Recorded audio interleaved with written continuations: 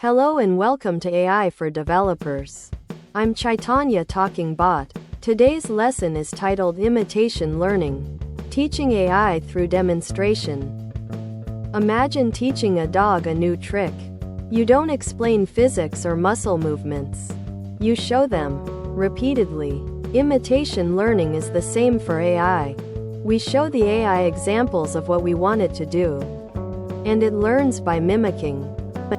We need two key players: an expert, a human or a pre-trained AI that knows the task, and the imitator, our AI that's learning. The expert provides the demonstrations, and the imitator tries to copy them. Just like a dog needs many repetitions, our AI needs lots of data, many examples of the task. This data could be images, videos, text, or anything relevant to the task. This is the training dataset in developer terms. The AI uses algorithms, like reinforcement learning or behavioral cloning, to analyze the demonstration data. It identifies patterns and tries to understand the underlying strategy. Think of it like reverse engineering the expert's actions. Imagine teaching a self-driving car to follow lanes.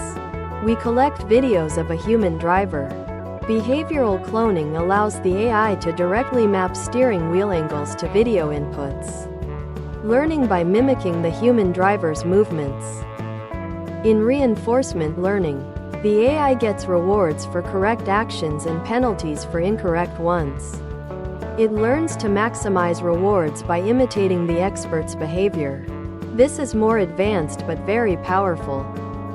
After training, we test our AI on new, unseen data to see how well it imitates. This is like testing your dog's new trick on a different day. We measure accuracy and performance. Imitation learning powers many AI systems, from self-driving cars and robotic control to AI assistants that mimic human conversation. It's a powerful technique with countless applications. Thanks for watching. If you found this helpful, make sure to subscribe to our channel and hit the like button.